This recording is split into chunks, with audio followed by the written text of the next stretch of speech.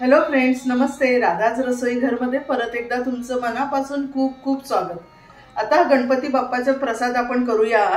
आज आपण मोदक करूया. पण आजचा जो मोदकाचा प्रकार आहे अगदी साधा सोपा आणि सगळ्यांना करता येण्यासारखा हा प्रसाद आहे. आज आपण शिऱ्यापासून मोदक करूया. पाहूया मग त्याची रेसिपी. तर आपण आता रेसिपीला सुरुवात करूया. 1 वाटी मी मैदा घेणार आहे आणि पाव वाटी रवा घेणार आहे. आपण कव्हर करतो आहे मोदकासाठी. आता त्यानंतर आपण मोहन टाकायचं आहे. तापवत ठेवलेलं होतं, आता मी त्याच्यामध्ये टाकते. आपण मोहन टाकूया. मोहन बऱ्यापैकी टाकायचं म्हणजे आपलं कव्हर आहे ते खुसखुशीत होईल. मोहन आहे हे कडकडीत तापलेलं पाहिजे. तुम्ही तेल वापरू शकता. मी इथे आता साजूक तूप वापरलेलं आहे आणि त्यानंतर कडकडीत तापल्यानंतरच ह्याच्यामध्ये टाकायचं. आता हे पूर्ण गार होऊ द्यायचं आहे आणि छानपैकी दुधामध्येच आपण ह्याला मळायचं आहे. आता हे पहिलं छान एकजीव करून घ्यायचं आणि अशी मूठ वळली गेली पाहिजे म्हणजे समजायचं की आपल्याला आपलं मोहन बरोबर आहे.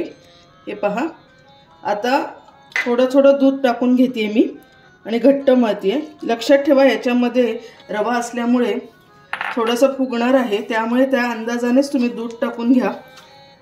थोडंसं आता सुरुवातीला भिजवताना सैलसर भिजवायचं आणि त्यानंतर तुमच्या लक्षात येईल 10-15 मिनिटं आपण रेस्टला ठेवल्यानंतर ते पीठ बरोबर होणार.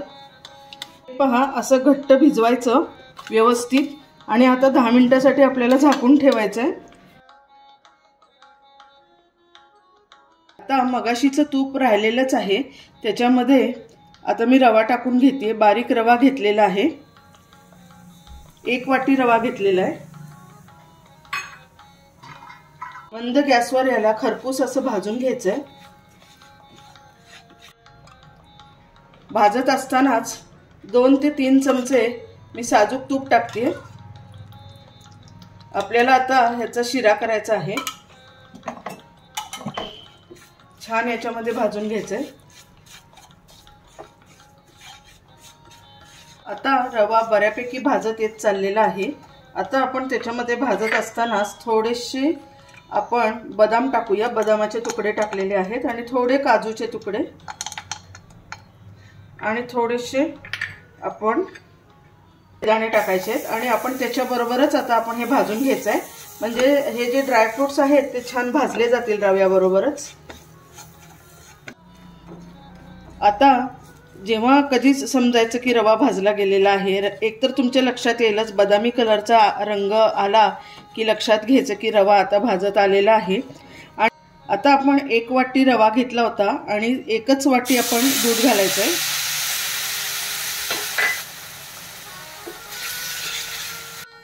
आता या व्यवस्थित तुम्ही एकजीव करून घ्या.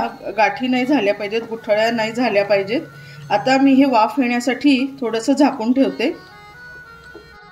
अगदी 2 मिनिटासाठी वाफ येण्यासाठी आपण ठेवूया. मिनिटं झालेले आहेत. साखर आपण 1 वाटीपेक्षा जो प्रमाण 1 वाटी रवा घेतला होता आणि 1 वाटी साखर, तर मी थोडंसं जास्त टाकणार आहे कारण आपण कव्हर येणार आहे मोदकाचं त्याच्यावर, त्यामुळे थोडीशी साखर जास्त टाकायची.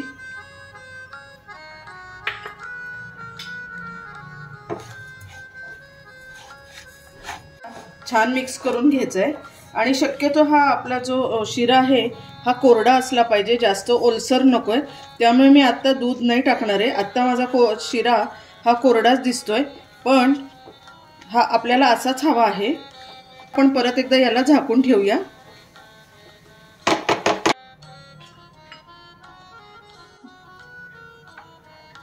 पाहूया आता आपण. हे पहा, छान झालेलं आहे. आता याला आपण परत एकदा परतून छानपैकी कोरडा करून घ्यायचं आहे. आता गार झाल्यानंतर तो आळेल, असा एवढा ओला नाही राहणार, कोरडा होईल. त्यामुळे आता मी गॅस बंद करते आणि शिरा गार करायला ठेवते. आता थोडीशी आपण वेलची पूड टाकूया, त्याने मस्त वास येईल, चव पण छान लागेल. आता हा शिरा आपला छान झालेला आहे. मी गार करून घेणार आहे पूर्णपणे. आता हा शिरा पूर्णपणे गार झालेला आहे. आता आपण मोदक करायला घेऊया. आपले हे जे पीठ आहे हे सुद्धा छान मुरलेलं आहे, तरी सुद्धा मी एकदा मळून घेते व्यवस्थित. हे पहा आता छान मस्त मऊसूत अशी मळलेली आहे। आता तुम्हाला किती आकाराचे मोठे छोटे मोदक करायचे आहेत त्याप्रमाणे छोटे छोटे असे बॉल्स करून घ्या। आता मी तुम्हाला दाखवण्यापुरतेच केलेले आहेत, तुम्हाला 21 करायचे असेल तर 21 कर। हे पहा साधारण मी या आकाराचे करते आहे, सगळे करून घेते। साधारण आता आपण 11 मोदक करणार आहोत। आपले हे जे मोदक आहेत ते मी जरा थोडेसे लहान आकाराचे करते, फार मोठे नाही करत आहे। इतपत पातळ अशी याची पाती झाली पाहिजे, हे पहा। आणि आपण आता याच्यामध्ये सारण भरूया।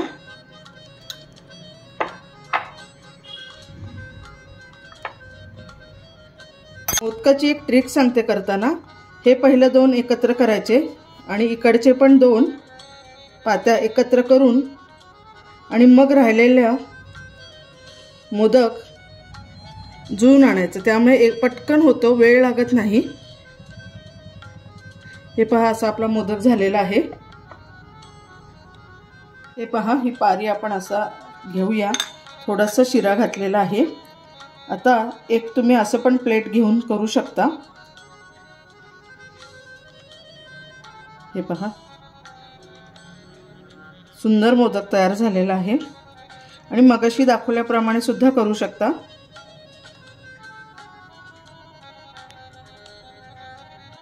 आपले आता हे सर्व मोदक करून तयार आहेत। आता आपल्याला तळायला घ्यायचं आहे।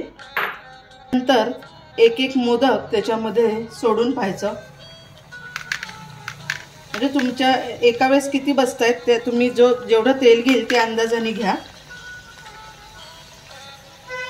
एकत्र खूप टाकायचे नाही मोदक, नाहीतर ते छान तळले जात नाहीत। मोदक करत असताना थोडेसे असे पालथे घालायचे, म्हणजे वरचे जे कव्हर असतं आपण जे मोदकासाठी ते कच्चं राहत नाही, व्यवस्थित कुरकुरीत होतं, त्यामुळे असं करा नक्की। आता हे मोदक झालेले आहेत, मी काढून घेते आणि असेच बाकीचे सगळे मोदक करून घेते।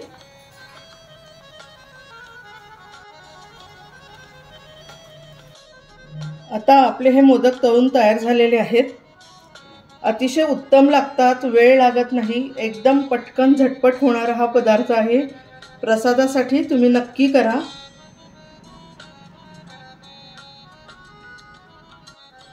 एक लक्षात ठेवा, मी हे मोदक करताना माझ्याकडनं कव्हरमध्ये मीठ टाकायचं विसरून गेलं, तर तुम्ही तसं करू नका। कव्हर करताना जर तुम्हाला प्रसादाला मीठ चालत असेल तर तुम्ही कव्हरमध्ये मीठ घाला, त्यांनी मोदक अजून चांगला लागतो। जर नसेल घालायचं तर नुसतं गोड पदार्थ ठेवायचा असेल तरी हरकत नाही, पण तुमची इच्छा, म्हणजे मीठ घालायचं असेल तर घाला, नाही तर असे सुद्धा छान लागतात। गणपती बाप्पासाठी हा छान मोदकाचा नैवेद्य आपला तयार आहे, प्रसाद तयार आहे। तर करायला तर अजिबात वेळ लागत नाही, आपला नेहमीचा शिरा करायचा आहे आणि त्यानंतर त्याच्याबरोबर जे कव्हर असतं ते पण मळायला वेळ लागत नाही। कमी वेळ लागणारा हा मोदकाचा प्रकार तुम्ही यावर्षी गणपतीला नक्की नैवेद्य म्हणून करा। आणि राधा रसोई घर हे माझं चॅनल नक्की सबस्क्राईब करा आणि तुमच्या ओळखीच्यांना नक्की माझा हा व्हिडिओ शेअर करा। Thank you very much.